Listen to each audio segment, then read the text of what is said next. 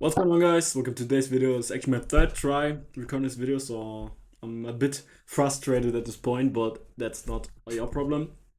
Um, yeah, today we're gonna do a Primal diet tier list. So I'm basically gonna be ranking all of those food classes.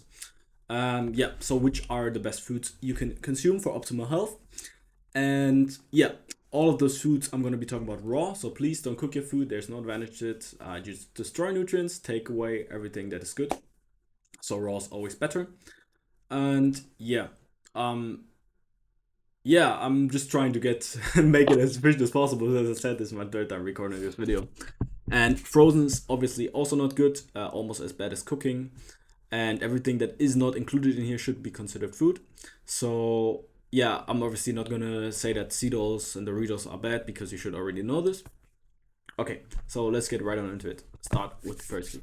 So starting with the first thing, which most people consume and think of raw primal or raw diet or raw carnivore diet, is muscle meat.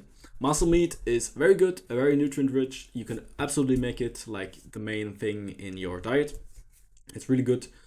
And yeah, absolutely recommendable. No real downside to eating it. There's nothing to say. Obviously, you want to have higher quality, but high quality is going to be a little bit more expensive, unfortunately. This case, this is ribeye, but muscle meat in general, which would also be chicken or lamb or goat or horse, are all fine. High quality is extremely important, especially with chicken and all of those things. And pork also, if you want to eat pork, which I really don't see any benefit or reason to, then then also make sure it is high quality. Okay, next up we have seafood or fish. This is a salmon in this case. Fish is about the same level as muscle meat. Very good, very recommendable. I like to eat seafood just to switch it up a little bit. Salmon is a little bit problematic though, for example, especially specifically because with salmon, it's really hard to get it high quality, which is not aquaculture nor frozen. And if you get one of those, which is not frozen, not from aquaculture, it's going to be extremely expensive and there's no real need for it. So if you want to go have salmon, go for it, but make sure it's not aquaculture and not frozen. But yeah, that's just basically fish. Yeah, or other good food fish would be halibut or makrele. Really good food, really good fish. I can recommend. I just had today. Amazing. Yeah, really affordable too, especially makrele. You can get wild caught for like 12 euros. So amazing. Wild caught is always best, of course. Next up, we have another category, which would be oysters in this case. Oysters are also amazing. Really good aphrodisiacum if you want to have sex. Amazing. The only problem with oysters is that or it's not a problem, but I wouldn't make it like I wouldn't make it like my main food. That's why it's only A tier. It's just like a bonus you can have, which is amazing.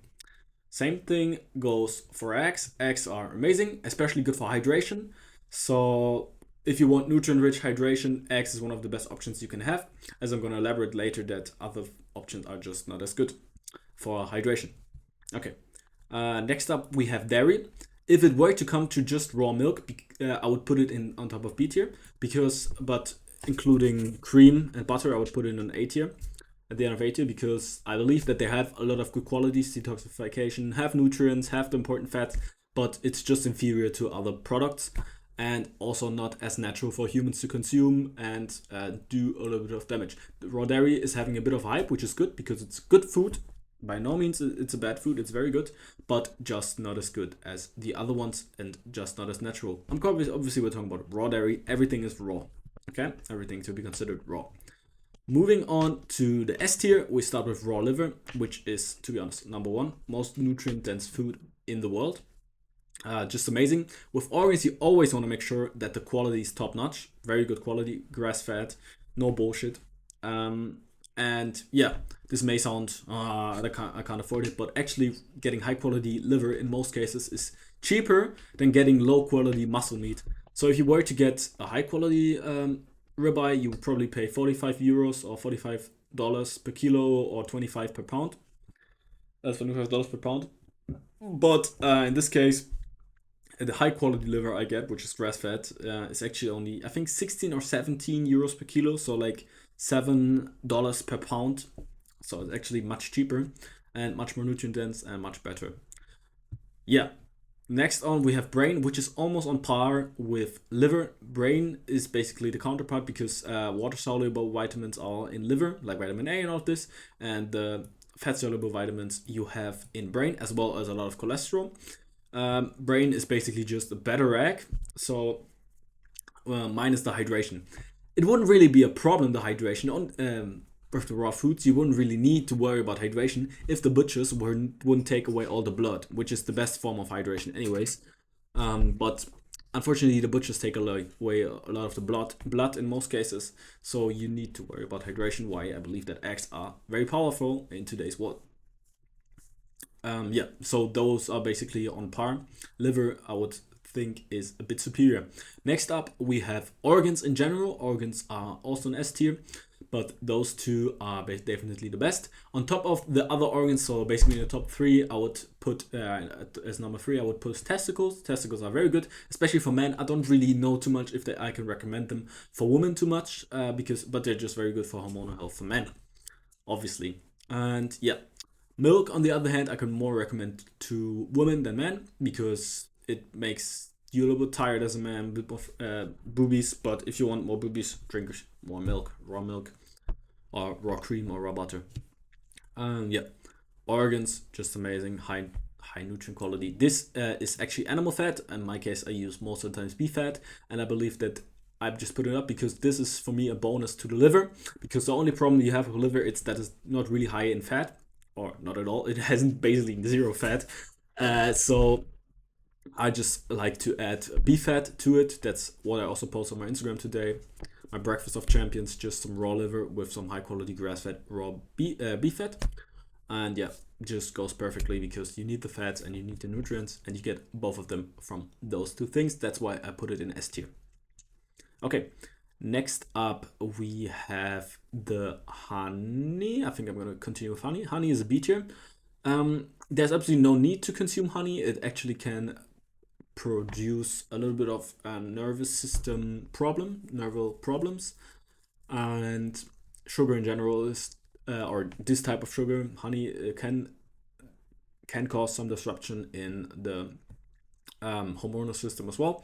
But especially for people starting out, I can really recommend those three: eggs, raw dairy, and honey, because it tastes good for everybody. And they are still good foods, don't get me wrong. Honey, though, shouldn't be any form of main nutrition, as any of those coming here below should. But yeah, it's just a nice add-on which makes milk, for example, or eggs easy to digest, or basically gives you a little bit of a kick. And yeah, it's just good. It's just good. Okay, next up we have fruit. Fruit is basically also no real benefit. There's no real benefit to eating fruit. It's not as nutritious as people like to say in the mainstream. It has fiber, and there's no real benefit. Especially also the fruit we have today is completely unnatural. The only way I put it in B, the only reason I put it in B tier is because I see a use case for it, which would be to hydrate us, because as I said, hydration is a little bit of a problem. So fruit is a pretty good way of still getting hydration, although I prefer eggs. And dairy is also good for hydration. Those two are the best hydration options in my opinion. And then fruit, it's okay. There's no real benefit to eating fruit. There's no essential nutrients, and it doesn't really have that much nutrients, especially not of the ones that we really need. So I don't see a real use case for it. I see a use case for it, but there's no real benefit. Next up, we have vegetables. Vegetables are just worse fruits because you can use them for the same. You can use them for hydration if you really need, but there are no nutrients, and in addition to having the fiber, so the only difference is that they have a lot of anti-nutrients, which are really bad for humans, and so there's no recommendation to eating them. There's no reason to eat them unless you don't have anything else. Next up, we have water. Water is basically, again, just a form of hydration, which I can't recommend because it actually leaches off nutrients and dehydrates the skin. It dehydrates you, and that's why you, for example, if you shower a lot, you get you get dry skin, and also it leaches nutrients due to osmosis effect of the cells. So basically, because the water is low in nutrients, it's gonna pull out nutrients out of your cells and dehydrate you. In addition, take out electrolytes, just be trouble for the body. Unless you really need something and you don't have any access to a better hydration forms, I can't recommend drinking water. And next up, we have salt. There's no reason to consume salt, and salt is damaging. There's literally no use case for salt. People always like to say, oh, the minerals or electrolytes. It actually causes electrolyte imbalances because you need more potassium than they need sodium, and salt is a lot higher in sodium than in potassium, and it doesn't matter whether it's sea salt or Himalayan salt or Celtic salt. I won't say that the other salts are not better than the one you can get in the supermarket, but they're still bad for you. They're still bad for you, so they just basically cause explosions in your body, little dynamite you can put in your body. They dehydrate you, they let you age quicker, and there's no use case. The only reason why people consume salt, I believe, is for taste, and also maybe because they, from the foods they cook, which basically destroys the food, takes away a lot of the minerals. You try to add a little bit by putting salt on top, but they're not bioavailable, and you just try to hide that cooked food tastes like shit. Yeah, I don't really see any use case for salt other than there's really no reason, no benefit to consuming salt. So this would basically be the, yeah. This is unfortunately a bit of a speedrun version because it's the third time and my nerves are going. I'm getting a little bit pissed off that I have to do this for the third time. But I think that I still covered all the main reasons. So you only have to consume this. This is optimal. This is good. This is okay, but you should. Okay, so I can say like this: you can completely, you're optimal off of this tier. You are doing very good, completely fine if you consume this tier. You shouldn't consume this tier as your main food. Absolutely not. Absolutely not. So those if you just eat mainly from those two or mainly this, because this is actually cheaper than this most of the times, especially because you don't need to eat that much if you get high nutrients from liver and all of this. So what I really like to eat is liver with beef fat, and I like to have some extra nutrition for hydration. That's what I usually go for. And I actually just tried out raw milk today, and it made me feel a little bit bad, a little bit tired. So it's still a good food, but it's definitely inferior to those foods here. But it's also a thing of perspective, because if you are used to those foods, then this food is not gonna feel good. But if you're used to Doritos or whatever or any of those here, this is still gonna feel amazing. So don't get me wrong, it's not a bad food at all, but it's just not optimal. And yeah, so make sure to get them fresh, not frozen. Don't cook it.